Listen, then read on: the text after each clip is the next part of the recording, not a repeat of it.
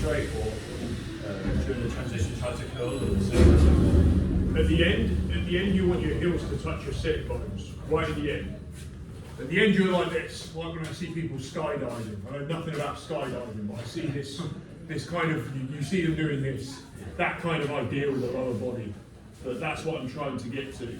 So my legs are skimming, and I need to use him to move me. I'm not trying to move him.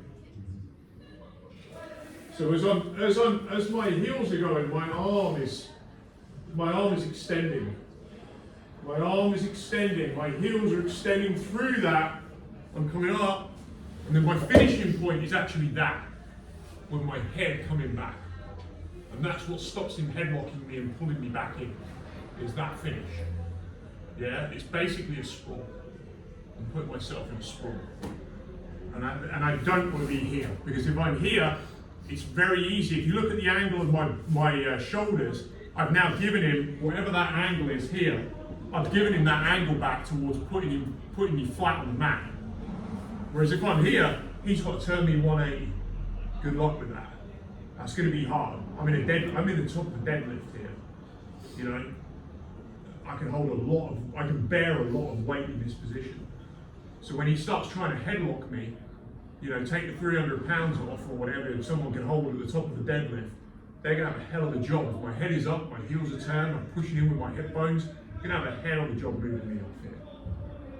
But if I'm here, wow, I've just given him, my body's so much easier to rotate here because of that. And this is why I don't, when I put my feet to the mat or my shins to the mat, it slows my momentum. Just instead, I actually begin to brake by doing it as a body. It begins to, I'm putting the brake on. And I don't want that, because the guy wants it. He wants friction, he wants me hitting bits of body, and he wants me beginning to stop, rather than me spinning all the way through. Anything else? Is there any other questions or observations on that, or bits where people are getting stuck? Or I always try to throw the legs across. They were kind of getting blocked by his hip. I think it might have been because I wasn't rotating my arm. The corkscrew properly, relying on the legs too much. Yeah, you're trying to, your arms are doing this. We've been talking a lot about creating a bow with our spines, like in lots of positions, creating a bow, and then from that bow, like if you don't have a taut bow, if you watch anyone fire as a bow, if that bow isn't taut, there's nothing for it to actually pull against. And so this is all part of the same issue. When I start putting my feet on the ground, it's actually quite hard to lock my spine.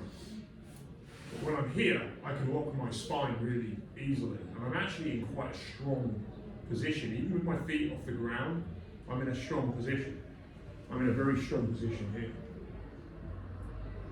I'm like a bow here. So I can release pressure, and create pressure from it. And it makes you quite rigid and difficult to move. So, anything else at all? Did everyone manage to sort of get out a few times, right? Nobody got stuck there the whole time. You got out? Yeah. So the other thing with this is, so then it's like, okay, how often can I use the pendulum? I'll just use you a second ago. So, I don't know if I'm on the camera, I can't really see the topic. But let's say now that he's doing a traditional head and arm, which we don't show much of here, just a traditional, we don't really show this here because it relies on a lot of isometric strength. You also can't hit the guy. Like for Joe now, if I hold Joe, right, if this is an MMA fight, we're going to get stood up. If he doesn't break this hold, we're going to get stood up. And you'll also then find that as he starts trying to break the hold, I can come with him, right? And if he really starts trying to break it, I can use that to escape an attack. And a lot of the guys in the UFC will just try to get up with you. They'll just try and hold and get up. Derek Lewis is amazing. All this sort of stuff, he just goes with it. So this is partly why we don't show this, but it's incredibly popular. You'll go to most great bars and places like that, and they show this stuff. They think this is the way you do it, right? It's up to them. But my point here is any time I can get, even though this is a different position, the single best counter to this, rather than me trying to move him again, trying to do this, and he's on top and he's smashing me, so I was putting the shoulder in, and now I've got to deal with the shoulder and so on, bridging him. This is going to be hard work, and I don't like hard work. That's not what jiu-jitsu is about. So anytime if I can get this near side arm to this side, it doesn't matter that he's got my arm here. This is slightly different. See how he's got the underhook now. My arm's trapped.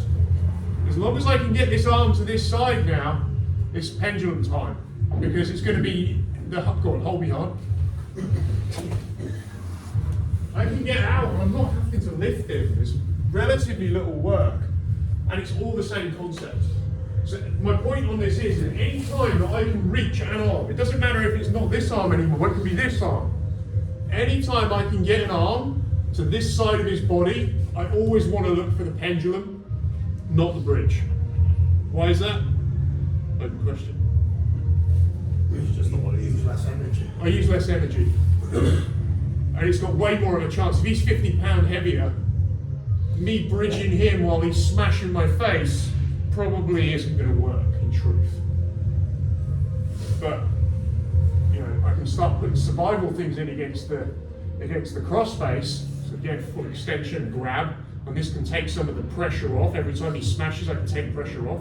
But the real key is, it doesn't really matter so much about that. The real key is that I create a frame, so it's like I'm looking at my watch, and everything else is just going to be the same. And off I go. Yeah, so I'm just going the other way now. Does it matter which way you go out? It does, but you'll kind of find it. Right. Because all you're really trying to do, if you think about it, is I'm basically putting myself, he's perpendicular to me. He's got a 90-degree angle. And really all I'm doing here is taking the angle away. That's really all I'm doing. So I'm using the pendulum because it's just so much more efficient for me to move through a space than try to move him. And this is Hickson's big focus at the moment. So once I'm here, it's all the same ideas, really. And I finish, here, if in any doubt he's trying to wrestle me up, and my hips are on the ground, it's going to be very hard for him to drive into me, because I'm in a sprawl. And then when I feel the time's right, I'm going to go. But I'm not in a race to get up. I'm in a race to away down. Could you pendulum the other way? You can. There's an escape that goes that way, but it'll be harder. Right, I've been doing it that way, I think. Yeah. Right. So I've been going the wrong way, I think. It's not wrong. Hickson also shows this. He shows it with. He shows it where he starts doing. He basically creates this. Pedro Sauer shows it as well. They do this to the guy's arm. Then he kind of jacks the guy's arm. Right. Yeah. But again, I'm not like a huge fan of it. I don't want people getting their arm. I don't want people getting their shoulder hurt. This is a much nicer escape. You're looking after your training partner. When you start doing stuff like this, you really jack somebody. But it is the power of the pendulum. Yeah, there's loads here, there's arm locks, there's all sorts, because your arms get mangled.